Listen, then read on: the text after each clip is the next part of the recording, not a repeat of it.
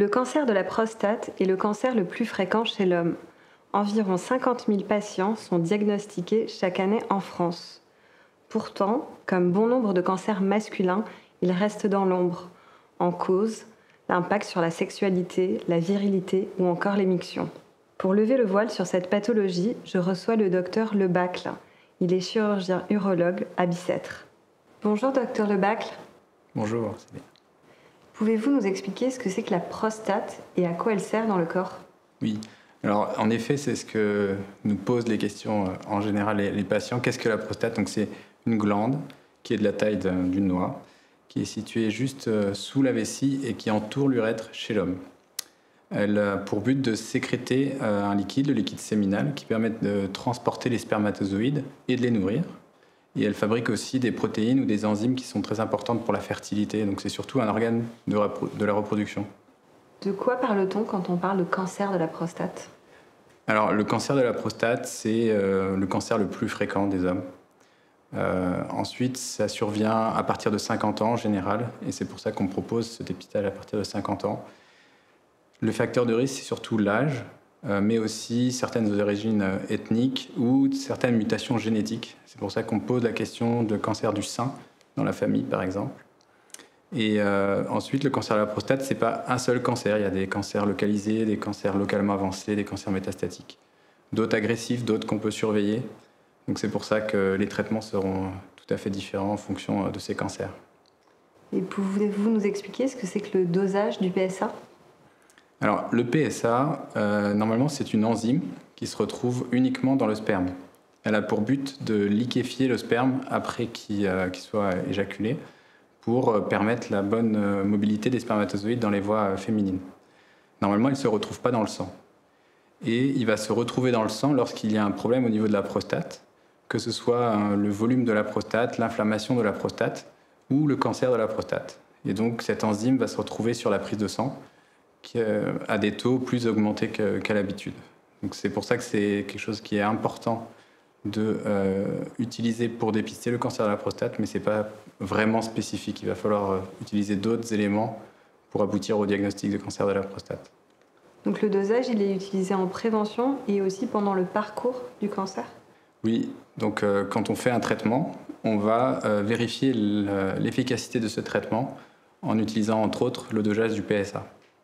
En effet. Est-ce que vous pourriez nous expliquer comment se passe la prise en charge du cancer de la prostate ? Alors, lorsqu'un patient a une augmentation du PSA ou une anomalie au toucher rectal, on ira tout d'abord lui faire une IRM de la prostate pour ensuite faire des biopsies ciblées sur les zones qui nous ont été indiquées à l'IRM. Et c'est qu'à partir de ce moment-là où on pourra effectivement diagnostiquer le cancer de la prostate. Ensuite, nous irons vérifier que le cancer de la prostate est localisé, ou alors s'il atteint les ganglions, voire les autres organes à l'extérieur. Donc c'est pour ça qu'on ira faire des examens complémentaires, qui peuvent être un scanner, une scintigraphie osseuse. Ça, c'est les examens standards. Et dans certains cas, et vraiment dans certains cas seulement, on ira rechercher peut-être avec un examen plus sensible, des métastases qui ne sont pas forcément vues sur les examens standards, et c'est là où on utilisera des imageries métaboliques comme la TEP à la choline ou le TEP PSMA. Mais c'est vraiment des examens qui sont à réserver lorsque l'on suspecte des métastases, et ce n'est pas des examens qu'il faut faire tout venant. Si vous n'avez pas eu cet examen, c'est normal, et il vaut mieux pas le faire pour ne pas dépister des choses qu'on ne voudrait pas voir. Il existe de nombreux traitements pour soigner le cancer de la prostate. Comment l'oncologue choisit un traitement plutôt qu'un autre ? Alors, avant l'oncologue, ce sera d'abord l'urologue. C'est nous qui diagnostiquons les cancers de la prostate. Et pour ce qui est des cancers de la prostate localisés, on peut proposer un traitement chirurgical qui est la prostatectomie, où on retire l'ensemble de la prostate, les ganglions qui sont autour. Et un autre traitement pour les cancers localisés, c'est la radiothérapie, qui est plus ou moins accompagnée d'une hormonothérapie. Et il y a également dans les options de radiothérapie, la radiothérapie externe, mais également la curithérapie, qui est la mise en place de sources de radiation dans la prostate. Et donc c'est en fonction du contexte finalement. On aime bien s'intéresser au mode de vie du patient, est-ce qu'il est en couple ou pas, est-ce qu'il a des relations sexuelles. est-ce qu'il travaille, mais également les problèmes de santé, est-ce qu'il est diabétique, parce que le diabète aura par lui-même déjà potentiellement atteint les facultés de récupération pour ce qui est de la continence ou de l'érection. Est-ce qu'il a d'autres problèmes de santé cardiovasculaire?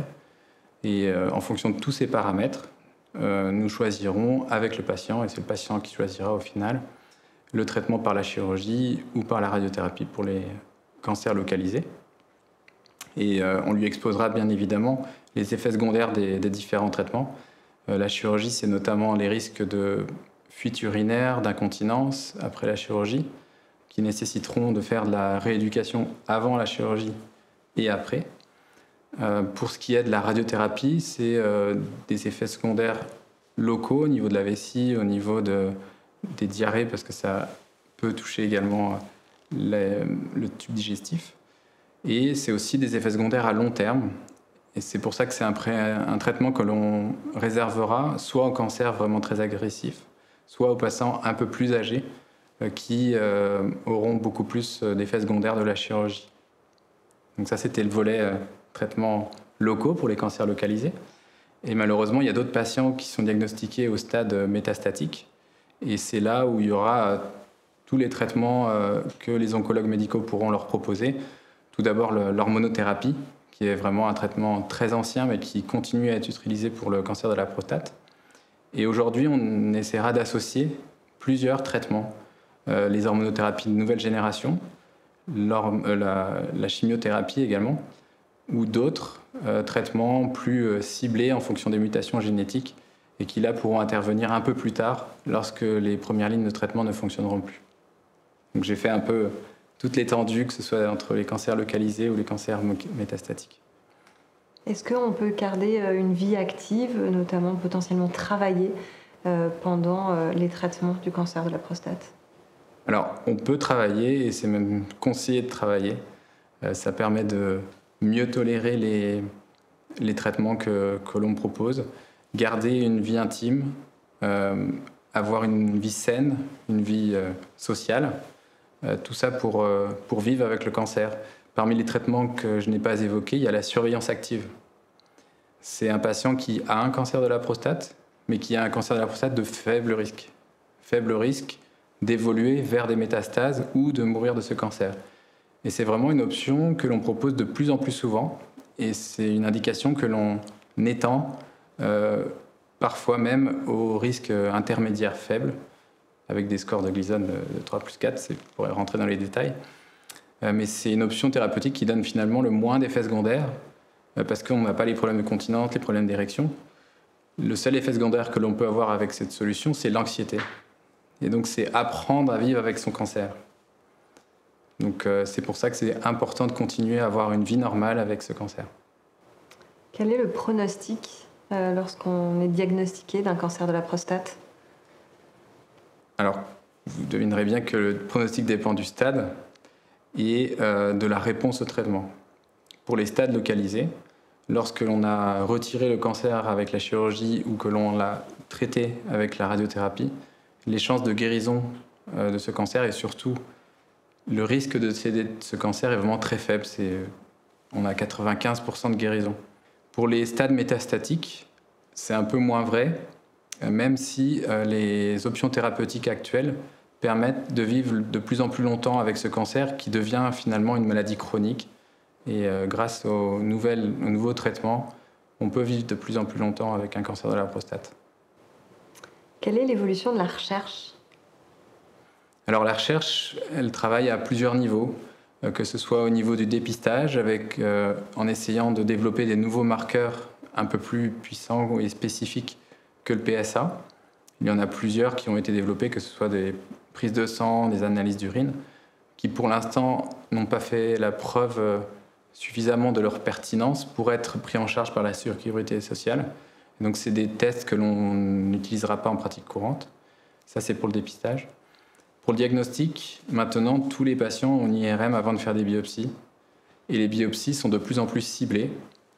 Et on les fait même maintenant par voie transpérinéale pour éviter les effets indésirables des biopsies en elles-mêmes, à savoir les infections notamment. Et la recherche a montré qu'il y avait beaucoup d'avancées sur ce sujet-là. Pour ce qui est des traitements pour les stades métastatiques, la recherche essaye de faire avancer les lignes, c'est-à-dire de proposer aux patients des traitements que l'on proposait uniquement à des stades où ils entraient en résistance aux hormonothérapies. Et donc, la recherche fait avancer les choses dans ce sens-là, c'est-à-dire on propose de plus en plus de traitements de manière concomitante pour guérir plus facilement les patients. Docteur Lebacle, qu'aimeriez-vous dire en tant que chirurgien et comme à un patient atteint d'un cancer de la prostate? Alors, lorsque l'on diagnostique un cancer de la prostate, c'est toujours difficile. L'annonce diagnostique est toujours une étape difficile, notamment pour la surveillance active. Il faut apprendre à vivre avec ce cancer. Mais c'est important de faire part de ces doutes aux personnes qui nous entourent, à l'équipe soignante, pour que l'on puisse lui proposer des solutions adaptées et surtout ne pas hésiter à en parler. Merci pour vos conseils. Merci à vous.